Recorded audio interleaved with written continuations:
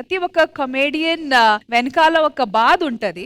yes అది ఖచ్చితంగా audience కి తెలియాలి. సో దానికి సంబంధించిన ఎలాంటి పర్ఫార్మెన్స్ ఏమైనా ప్లాన్ చేశారా? బేసిక్ గా కమెడియన్స్ అంటే అందరూ వాళ్ళ జీవితాల్లో ఓన్లీ నవ్వులే ఉంటాయి అనుకుంటారు, కానీ వాళ్ళ జీవితాల్లో కొన్ని బాధలు కూడా ఉంటాయని చూపించడానికి మా సైడ్ నుంచి కొంతమంది, వాళ్ళ సైడ్ నుంచి కొంతమంది వచ్చి అది పర్ఫామ్ చేయబోతున్నారు. ఈ కొలాబరేటివ్ పర్ఫార్మెన్స్ చూడడానికి మేమైతే ఎదురు చూస్తున్నాము. So let's begin the show. మనం దైనందిన జీవితంలో బుల్లితెరపై ఎంతో మంది హాస్య నటులను చూస్తుంటాం. సాధారణ జీవితంలో ఉన్న బాధలను కాసేపు మర్చిపోయి నవ్వుల ప్రపంచంలోకి తీసుకెళ్లిపోతారు. అటువంటి ముగ్గురు హాస్య కళాకారుల గురించి నేడు తెలుసుకుందాం. పిట్ట కొంచెం కూతగనం, లోపాన్ని బలంగా మార్చుకున్నవాడు, లోకాన్ని నవ్వుల ప్రపంచంలో ముంచుతున్నవాడు, మన నవ్వుల రారాజు నాటి నరేష్.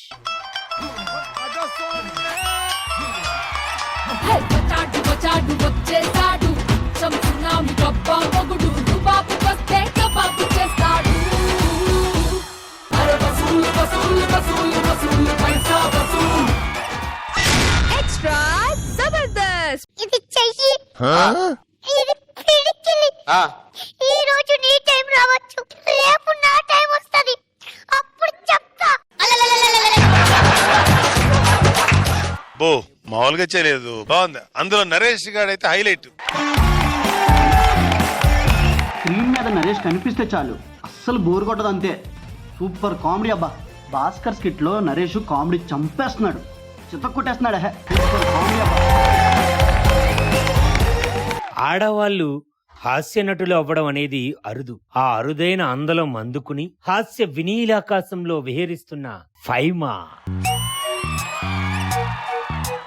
అక్కి పుల్లలాంటి ఆడపిల్ల నేను, నన్ను చిన్న చూపు చూస్తే ఊరుకోను, ఎందులోని నీకు నేను తీసుకోను, నా సంగతేంటో తెలుసుకోవా పోను పోను. అమ్మా ఫైమా, పటాస్లో చాలా బాగా చేశావు. నిన్ను జబర్దస్త్ లో బుల్లెట్ భాస్కర్ గారి టీంలో ఇస్తున్నాం. Extra Jabardasth. Let's welcome bullet Bhaskar anti.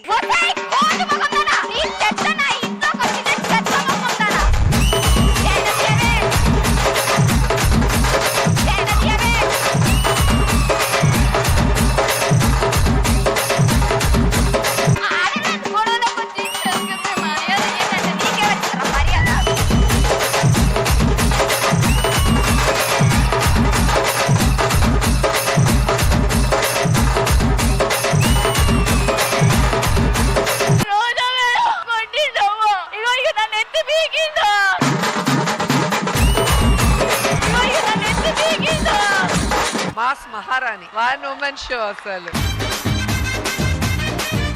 Faima, you are an excellent actress. హాస్య నటులు కొందరు మగాళ్ళుంటారు, కొందరు ఆడవాళ్ళుంటారు, కొందరు అర్ధనారీశ్వరుల గెటప్పులు వేస్తారు. ఎవరో ఏదో అనుకుంటారని కాకుండా లేడీ గెటప్ వేసుకుని అరే భలే యాప్ట్ అయ్యాడు అనిపించుకున్న మోహన్. అమ్మా కోకిల, ప్లీజ్ వెల్కమ్.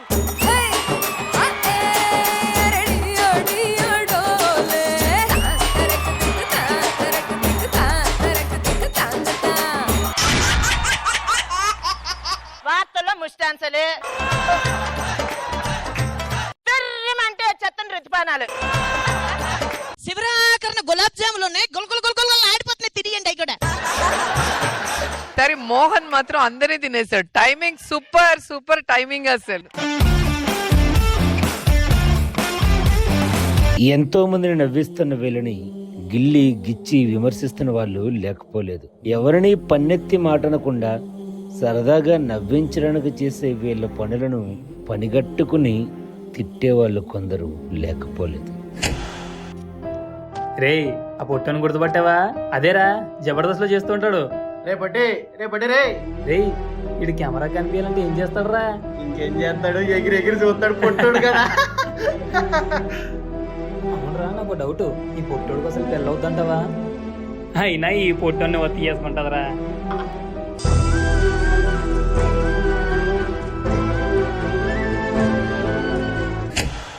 అరే ఆర్టిస్ట్ అంటే ఎలా ఉండాలరా? పువ్వులా ఉండాలి, మరి ఇది బొగ్గులా ఉంది.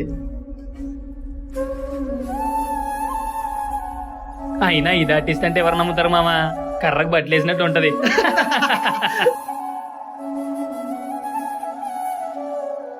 ఒరే ఇన్ని మొగుడుగా చూడడమే చాలా కష్టం, పైగా లేడీ గెటప్. అబ్బా ఎంత వికారంగా ఉన్నాడు రా బాబు. మగోడిగానే ఉన్నాడంటవా, మారిపోయాడంటవా?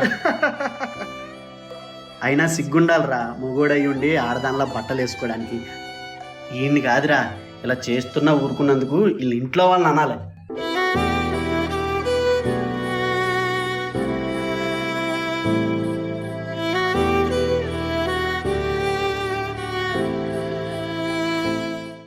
దేవుడా, ఎంతో మంది జనాల్ని నవ్వించే అవకాశం ఇచ్చావు. హైట్ కూడా ఇచ్చుంటే ఈ అవమానాలు నాకుండేవి కాదు కదా. ఎవరిని బాధ పెట్టిన నాకు ఎవరికి చెప్పుకోలేనంత బాధను ఎందుకు ఇచ్చావు? నేను నవ్విస్తున్న ప్రజల్లో కొంతమంది నా లోపం చూసి నన్ను వెక్కిరిస్తున్నారు. అందరినీ నవ్విస్తున్న నాకు ఈ బాధను ఎందుకు ఇచ్చావు దేవుడా? నవ్వించాలంటే ఉండాల్సింది అందం కాదు, టాలెంట్. కానీ నువ్వు బాలేవు, అందంగా లేవంటారు. అలా అంటుంటే నా మనసులో పైకి చెప్పుకోలేనంత బాధ అనిపిస్తుంది. అందరినీ నవ్విస్తున్న నన్ను సూటిపోటి మాటలతో ఎంతో బాధ పెడుతున్నారు. నా గుండెలో ఎంతో బాధ ఉన్నా అందరినీ నవ్విస్తూనే ఉన్నా. అదే నేను చేస్తున్న తప్ప? వచ్చిన అవకాశాన్ని అమృతంలా భావించి జబర్దస్త్ లాంటి గొప్ప షోలో అవకాశం వచ్చింది అనే ఆనందం ఉంచకుండా ఎన్నో మాటలు అంటున్నారు, అవమానిస్తున్నారు. నేను ఏ క్యారెక్టర్ అయినా చేయగలను, చేస్తాను. నేను చీర కట్టి గట్టిగా మాట్లాడితేనే అందరూ నన్ను చూసి చాలా మంది నవ్వుకుంటారు. కానీ కొంతమంది వీడేంట్రా తేడాగాడు అని ఎన్నో మాటలంటూ అవమానిస్తూ ఉంటారు. నాకు ఆ మాటలు వింటుంటే ఎంత బాధ కలుగుతుందో. నా బాధ సంగతి అట్లా ఉంచితే మా ఇంట్లో వాళ్ళు పాపం నాతో చెప్పుకోలేక ఎంత బాధపడుతుంటారో. నిజమా కలా, నిజమా కలా, నీ ఊహలే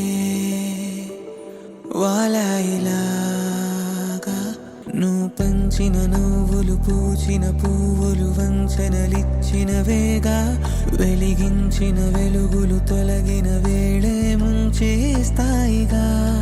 నిన్ను నమ్మిన ఆశను అల్లిన నీడను కలగా మార్చేసావా? మరి ఎప్పుడైనా నేను ప్రశ్నించావా? గెలిచావు, ఓడావు, నువ్వే ఎదిగావు, మునిగావు, నువ్వే బ్రతికావు, చితికావు నీ కథలో. ఎగిసావు, ముగిసావు, నువ్వే కురిసావు, వెలిసావు, నువ్వే. ఎవ్వరేమనుకున్నా సరే మేము నవ్వించడానికే పుట్టాం, నవ్విస్తూనే బ్రతుకుతాం. దేవుడు అవకాశం ఇస్తే నవ్విస్తూనే చేస్తాం.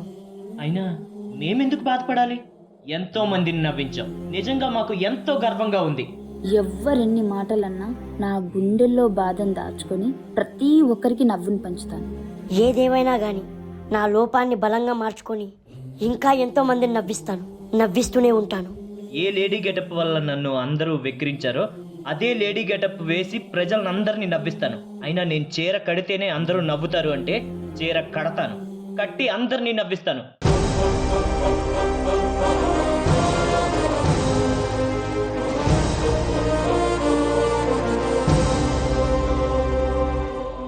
నవ్వించడానికి లోపం అడ్డు కాదు, రూపం అడ్డు కాదు, గెటప్ అడ్డు కాదు. ఎదుటి వారిని మనస్ఫూర్తిగా నవ్వించాలనే మనసుంటే చాలు. నవ్వడం ఒక యోగం, నవ్వించడం ఒక భోగం, నవ్వకపోవడం ఒక రోగం. నవ్వు సర్వరోగ నివారణి అంటారు. శరీరాన్ని బాగు చేసే డాక్టర్ని ఎనలేని గౌరవిస్తాం, మనసును బాగు చేసే కమెడియన్ మాత్రం చీపుగా చూస్తాం. నటనలో కష్టమైంది నవ్వించడం అంటారు. హాస్య రంగాన్ని ఎంచుకుని నవ్వుల రథాన్ని భుజస్కంధాలపై మోస్తున్న వారందరికీ పొగడ్తల వర్షం కురిపించకపోయినా గౌరవ వందనం ఇద్దాం. మార్చేసావా? మరి ఎప్పుడైనా నేను ప్రశ్నించావా? గెలిచావు, ఓడావు, నువ్వే. Once again, thank you so much to all the artists. ఒకటి నోటీస్ చేసా, పర్ఫార్మెన్స్ అయిన తర్వాత కూడా ఫైమా ఎక్కడో ఎమోషన్ నుంచి బయట ఇప్పటికీ రాలేదు. సో ఫైమా, ఫస్ట్ మీరు మాట్లాడాలి మీ జర్నీ గురించి అండ్ మీరు ఈ రోజు ఇచ్చిన ఈ పర్ఫార్మెన్స్ గురించి. ఫస్ట్ నేను పటా షోకి వచ్చినప్పుడు కూడా ఫుల్ బ్యాడ్ కామెంట్స్ అక్క. అసలు ఏంటి ఇది ఆర్టిస్టా, దీన్ని ఎవరు సెలెక్ట్ చేశాడు, దీన్ని ఎందుకు సెలెక్ట్ చేశాడు, ఇది ఎలా ఉంది, దీని కలర్ ఏంటి అని చెప్పేసి ఫుల్ ఫీల్ అయినా. మా అమ్మకు కూడా చెప్పుకున్నా, అసలు నన్ను ఇట్లా ఎందుకు కన్నావమ్మా అని చెప్పేసి క్వశ్చన్ వేసిన. నేను అసలు ఎప్పుడు వేయలేదు. ఆ తర్వాత మెల్లమెల్లగా సర్దుకుంది. నేను అలవాటు పడిపోయాను ఇంతేలే అని చెప్పేసి. సో అది నాకు సడన్ గా గుర్తొచ్చేసింది అన్నమాట. డెఫినెట్ గా మీరు హట్ అవ్వడంలో తప్పేం లేదు. బుద్ధి తెచ్చుకోండి అయ్యా, ఇంకా ఎంతకాలం సోషల్ మీడియాలో ట్రోల్ చేసి బతుకుతూ ఉంటారు. నరేష్, బేసిక్ గా నేను కూడా చాలా కనెక్ట్ అయ్యాను. నాకు ఇండస్ట్రీకి రాకముందు కూడా ఇలాంటి మాటలు చాలా విన్నాను. నేను స్కూల్లో విన్నాను, బయట విన్నాను, అండ్ మా ఫ్యామిలీతో కూడా చాలా మంది అన్నారు. నేనైతే ఒకటే అనుకుంటాను, ఎవరైతే ట్రోల్ చేశారో వాళ్ళకి నేను నా ఎదగడమే వాళ్ళకి గుణపాఠం అని నేను ఎప్పటికైనా నమ్ముతాను. మోహన్, ఐ థింక్ అందరికన్నా ఎక్కువ ఫేస్ చేసింది మీరే. చాలా వరకు ఫస్ట్ లోనే స్టార్టింగ్ లోనే మనం ట్రై చేస్తున్నాము అంటే వెనక్కి 10 మంది లాగేవాళ్లే కానీ ఎవరు సపోర్ట్ చేసేవాళ్ళు ఉండరు. ఇంట్లో వాళ్ళకి అంటే తెలిసిన రిలేటివ్స్ కూడా చాలా మాటలంటూ బాధ పెడుతూ ఉంటారు. కొంతమంది కామెంట్స్ అయితే మరీ దారుణంగా లేడీ గెటప్ వేస్తేనే తప్పన్నట్టు. నవ్విచ్చేది అందరినీ నవ్విస్తున్నాం కదా, మాకు 4 వేళ్ళు నోట్లోకి వెళ్ళడం కోసమే ఈ వృత్తి ఎంచుకున్నాము. ఈ గెటప్ ఇక్కడికి వచ్చినాకే చేస్తున్నాం కానీ బయట మేము రోడ్ల మీద అట్లా తిరగట్లేదు కదా. ఒకళ్ళని అన్నది మానేసి అందరినీ అదే పనిగా. ఇంకో కొన్ని ఓట్స్ ఉంటాయి మరీ దారుణంగా ఉంటాయి పీక్ స్టేజ్ లో. మీరు అన్నందువల్లనే మేము ఇట్లా ఎదిగాము. Thank you very much. మీరు ఎప్పుడు అంటూనే ఉండాలి, మేము వింటూనే ఉండాలి. ఈ చెవితో విని ఈ చెవితో వదిలేస్తూ ఉండాలి. Thank you very much. And once again, happy Laughter Day. Thank you guys. Thank you.